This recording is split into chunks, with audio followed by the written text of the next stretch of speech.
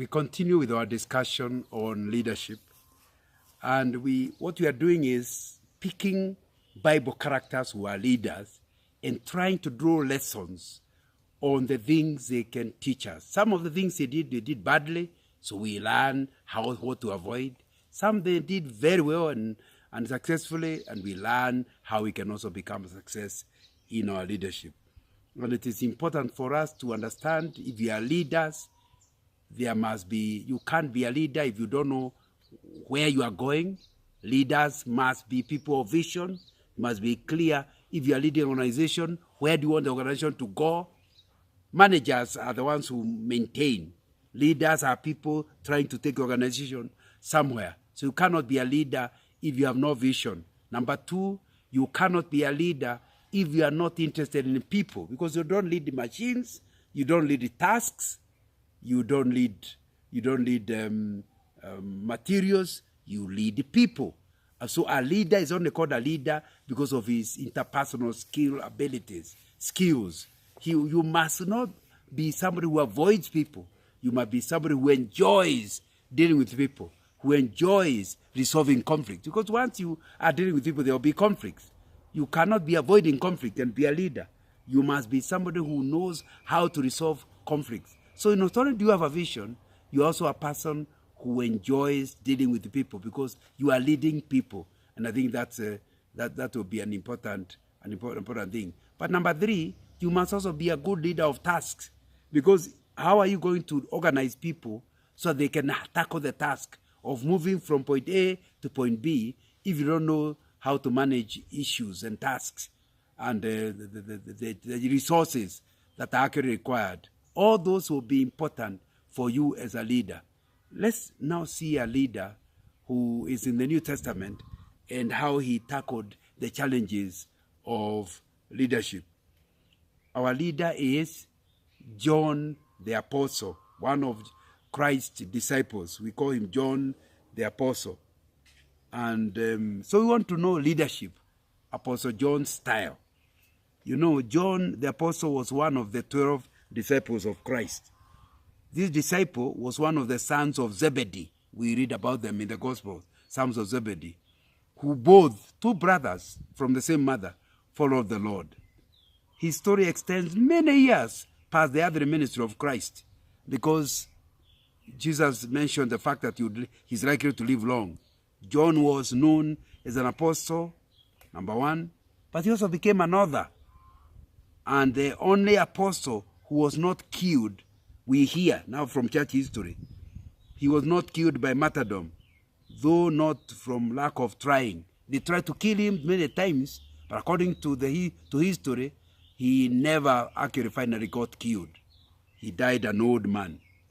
Though not directly stated, we know that John was called the beloved disciple, the disciple Jesus loved. And that is, we see that in the book of John, Gospel of John, chapter 21, verse 20 to 24. He does not admit I'm the one, but he talks about the disciple that Jesus loved. His occupation was as a fisherman before he and his brother became disciples of Christ. So he's a professional fisherman in the Sea of Galilee. They were with Christ on the Mount of Transfiguration in Matthew chapter 17. He's one of the inner cabinet of Jesus Christ. So he's with Jesus in the Mount of Transfiguration, reported both in the book of Matthew chapter 17, but you also see it in Luke chapter 9. They along with Andrew, were with him for the healing of Jairus' daughter. So the sons of Zebedee were with Jesus when he healed Jairus' daughter in Mark chapter 5.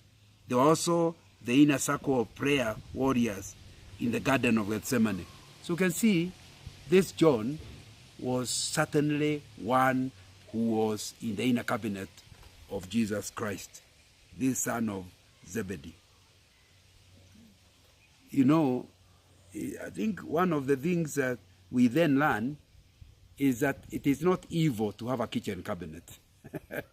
Because that's what John teaches us. It was the inner circle of Jesus. And Jesus accomplished much through the extra times that he spent with this disciple, John.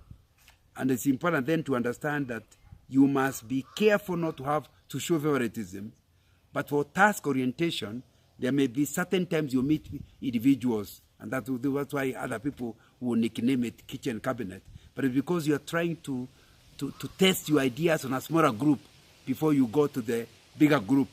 And that's the role John the Apostle played during the days of Jesus' life on earth. So you as a leader, do you have close people whom you test your ideas from? Or you go dream in the night and then you come and announce to the whole group without testing your ideas on a smaller unit? Some kind of a pilot study. And I think we learned from the dealings of John the Apostle and Jesus. That may be a very good idea to have a smaller group. If you are going to raise a dead person, you do not want to carry everyone. He carries a small group. In the Garden of Gethsemane, when he is crying, when he is agonizing, he does not carry everybody. He carries a small group. And it's important to understand there is a role of a small group. That does not include favoritism, because that would be negative.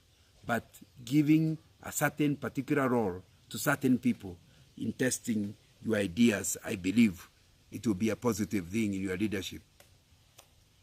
You know, John was the younger brother of James, the sons of Zebedee. James was older, John was the younger one.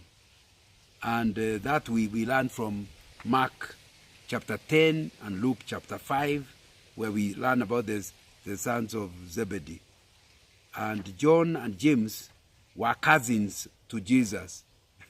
As their mother Salome, because Mrs. Zebedee was called Salome, she was actually a sister of Jesus' mother Mary, according to Matthew chapter 27, verse 56, and Mark chapter 15, verse 40.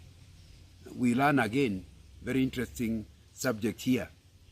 Being a relative should not stop one joining the leader's team unless there is a law against it. You know, can you imagine?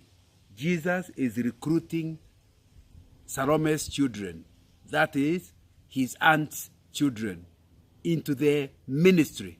And he actually goes beyond that and puts John into the inner cabinet, the kitchen cabinet. And that's something that's quite common. Because of tribalism and racism everywhere, sometimes you are reluctant. Although you know your brother is the one who is best, you bypass him to the poverty of the mission in order not to be called a tribalist. No. If it's not other people's property you are using, it's yours. Use the people that are best qualified for it. And if it is a rule against that has been set in the country, then you can't do it. But if you have the freedom, go by competence. Who is the best person for this particular task? You know, even Nehemiah in the Old Testament used his brother in certain roles in the rebuilding of the temple and changed the transformation of Jerusalem. It's important to understand that it's possible and okay to use your relatives if they happen to be the best in what you are doing. Don't use them as a favoritism. I have repeated myself, favoritism is wrong. It is not ethical, it's lack of integrity. But if you use someone because he is competent, he is the best placed, he is the best able to do what you are talking about, that's okay. And we learn from Jesus had only a group of 12. But can you see he has already used his cousins to reduce the number of strangers within the group. You know, the two brothers, James and John, were some of the first disciples of Jesus. They were recruited right at the beginning. Based on the language in John chapter 1, it is believed that John was probably the unnamed disciple of John the Baptist, and we have talked about that. John never refers to himself directly in the book that bears his name. Isn't that interesting? You have an opportunity to blow your trumpet as a leader. But now instead of doing it, you keep quiet about it. He is writing the story of, he's the story of John, of Jesus, and he is playing a big role, but he does not blow his trumpet in it. You know, it's very important to understand that pride comes before a fall. And if you are going to be always talking about yourself, your accomplishments, I had a preacher in the 1960s who was in our school who used to speak to the students and always referred to the times when he was in Germany and got interested in this place called Germany, because he's always talking about when I was in Germany, you know. Or you find others who have done Greek and Hebrew, and every time they are preaching in the church, they say in Hebrew it says, in Greek it says. It has no value to the person you are preaching to, because they have a New Testament Bible in English. Just read what it is and explain what it means. Impressing them with your Greek and your Hebrew does not add any spiritual value at all. And it's important to understand pride is the undoing of any leader. And it will be important that you understand John the Apostle teaches us that although I have a short line to Jesus Christ, I don't talk about it. I do not use it to intimidate others. You know, people call it name dropping, you know, to intimidate others and show them how close you are to the master. You don't even do it in your own book, is it? Now, that's really one of the lessons. If you want, remember what a leader is after is influence. Pride will actually get people away from you. It will not give you the influence you require in order to help the group to move from the area of comfort to another area that is not comfortable but better. That will not happen when they don't trust you, and they will not trust you when they think you are full of yourself and you are not willing to see yourself like one among many. But you know, the other thing we learn is Jesus took this disciple through a process, through many, many lessons in the inner cabinet and outside. Give him experience. You know something we learn in the process? Previous experience will help future leadership. There's nothing God allows you to go through. Remember that time you were beaten by a teacher and you had not even done anything wrong? You learned that the world is not fair. There are many of the experiences you will go through, you learn as a leader, but they are all meant for your use forwards. At the time it's happening, you don't understand why. Sometimes you get frustrated and kind of give up. Leaders don't give up. They put into their oblongata, into their memory, whatever experience God takes them, and then draw out of it when next they have a similar challenge. So please understand that previous experience God allows you to go through as a leader is a way of preparing for your future leadership challenges. And you'll be better and better depending. Sometimes you complain, oh, other people leaders don't go through what I go through. My challenges are so many. God, you have forgotten me. You don't understand. You are in a school. God is preparing you for the kind of issues that you are likely to see at a later stage in your life. And that will be something that will be very, very important. So, what experiences are you going through? What lessons are you drawing out of them? How are you implementing those lessons to the betterment of the group and the task that the group has, so that you are able to go faster, more efficiently, more effectively to the place of your mission? Still talking about these two brothers, James and John. God, they are called a very interesting name. They are called sons of thunder. Jesus Christ is the one giving them that name, sons of thunder. They seem to have been even tempered men, but there is one story at the end of Luke chapter 9 where they asked Jesus if he wanted them to call down fire from heaven to consume the unbelieving Samaritans. Maybe that's why they were called sons of thunder. They must not have been completely docile men for Christ to refer to them as the sons of thunder, to be willing to call down God's wrath in Mark chapter 3 verse 17 and Luke chapter 9 verse 51. But I think what Jesus wants us to know is that he can trust them to confront issues. James did at a later stage and was actually ended up being killed. People who can confront issues, who can confront challenges. Leadership requires confrontation at times. Going around the circle may never communicate what you want to achieve. When Moses went to Pharaoh, he did not meander around. He said clearly, let my people go. That's what God has said. Of course, Pharaoh laughed about it, but he confronted him until finally the people left. What about you? What is it that God wants to achieve through you? And are you ending up unable to achieve it just because you are cowardly? A lot of people don't want to confront. So they try something, things are going bad in the organization, they allow it. It sounds like that's the way Eli, the prophet who trained Samuel, was. He can see the sons are doing bad things. Oh, sons, that's not good. Don't you know you are priests? You can't do that. He does not confront them, fire them, do something. In the process, he was actually punished by God because of his being docile. As a leader, you have taken responsibility. God will hold you to account if the group does not do well, if the group is not disciplined, if the group does not reach the purpose, the mission for which God has set you to lead it. So it will be important to understand that you as a leader, you have to be somebody who confronts issues. You know where you want to go. You know what the barriers are. Are you confronting them?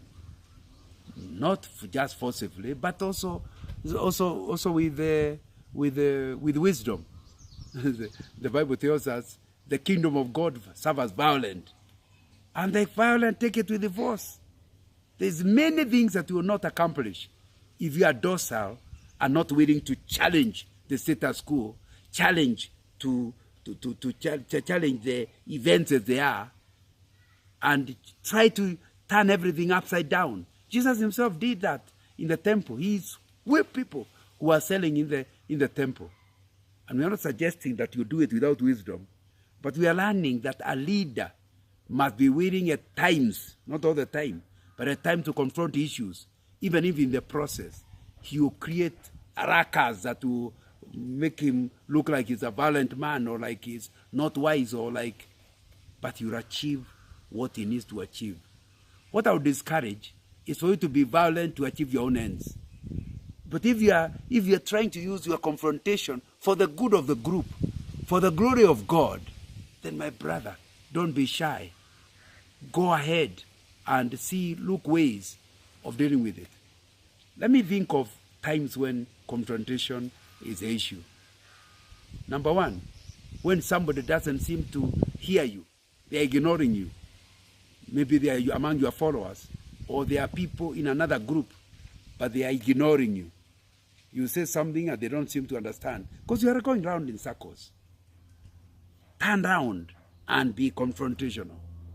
Or number two, when the people refuse you the right of way, you know you should be passing through here. You know you have a right. Paul, you kept reminding people, I am a citizen of Rome. Can't treat me like that. He confronted them. Now, it's important to understand, even you, when you realize your rights are being trampled, therefore you cannot carry out your mission, it will be time to confront the issues. And number three, when all else fails, then confront the issue, irrespective of the cost it is going to make you to incur, or your group might pay heavily for confronting the matter. So that is likely to come a time like that. And what we are learning, if you are going to be like John the Baptist, John the Apostle, that we may become sons of Vada. We may have to come to where we take issues. Maybe, I don't know whether it was right for the time they was calling for fire from heaven to ban these bad Samaritans. No, you need sympathy, you need mercy, but you cannot accomplish much without somewhere along the route having to confront issues, requiring a lot of courage and taking risks, and sometimes the thing backfiring and you suffering in the process. And I think that will be something that you have to look at. You know, among these, the things we learn about John is became a writer. The gospel, according to John, is written by this John, son of thunder. The first letter of John, son of thunder. Second letter of John, son of thunder, or the son of Zebedee. And the third letter. Those are, there are not too many books in the New Testament, but 4 of them are written by this Zebedee son, or son of Salome. He was the penman also of the big book called the Book of Revelation. That makes 5 books of the New Testament. Between John and Paul, most of the Bible is written. So you need to understand that he knew to accomplish the mission God gave him. Peter was asked, if I want him to live until I come, what's that to you? Jesus was going to give him a long life where he can continue passing on the message of Jesus Christ to the immediate generation and to the third generation, because he saw grandchildren and he was to talk to them about, so how do you do that? By writing to them. And now, many years later, we are also reading the same writing, understanding who Jesus was and what Jesus required of us out of writing. Do you then learn as a leader that writing may be one vehicle that can help you to achieve your purpose? Think about your mission and think about how writing could actually help you to achieve what God has called you to do. You can lead through writing, through putting things on record and other people reading it. Maybe the kind of vision God has given you, you will not be able to meet all the people that God expects you to meet. Some of them you are going to meet by writing and publicizing the written things. So talk to some one-on-one, but others you may need to actually write, and that will be important. You know, we don't know the exact time or order of the books that have been written by this John, the apostle. But historians guess that the Gospel of John was written about AD 80, somewhere there or later. The letters of John, first letter, second letter, and third letter, are written in the 90s. But the book of Revelation is among the last ones. People fear it could have been written way, maybe almost to AD 98. Now you understand he lived a long life. Of course we know God inspired the Bible and that it was written with his leading. But this may explain why the book of John seems so applicable to the readers of today. John had more time to think about what questions were raised in the 50 or more years of the resurrection of Christ. Because you see, he's alive 40 years after Jesus had died on the cross. He was still alive. So he has dealt with many questions. So by the time he is writing his letters, he is trying to answer questions, many questions he has had to deal with in his 50 years of ministry or more. And that's part of what you learn. That's why you should not give up ministry in old age. Because there are things that you said when you are young, but now you from age, the age out of hindsight wisdom, allows you to see the same thing and you can put it in better language. You know, John had more time, and that time was well used when you look at his books. He knew what doubts had been raised. So when he's writing the Gospel of John, he's trying to answer those doubts and how to answer those questions before we even ask the question. That will be something that will be important for us to deal with. So, what are we learning? Long life will give you institutional memory to help you. And that's something that's important. And especially those of us who may be given years. One of the ways of having a legacy and reaching people beyond your years, maybe to put things in writing, so that even after you are dead, somebody else can pick a book. The way we read the books of John Calvin, the way we read some of the books of the people who lived in in the 19th century and earlier. We are still benefiting from them. So we know the mission God has gave those people is being fulfilled even today. How wonderful it would be if we learned that our long life gave us opportunity to influence more people. But some people retire too early. You know, they are retired at a very early age. So in the end, when they are best is when they do nothing. It's when they are not accomplishing. You may not be able in your old age be able to travel all over. But where you are seated, there are people who could come and you talk to them. The way people used to go to prison to see Paul. So there are many ways of using your long life. So if God calls you early, that's okay. If God gives you later years, in your 80s, continue serving the Lord, but ask how. Because your body may not allow you to do the same things you are doing when you are young. But you could still be carrying out your mission in your 80s. So, we have learned in the process that leadership can influence, can help you influence beyond the immediate vicinity. That's what writing does. The Epistles of John were written to various audiences. They were all written after John was an old man, and I think he was living in Ephesus.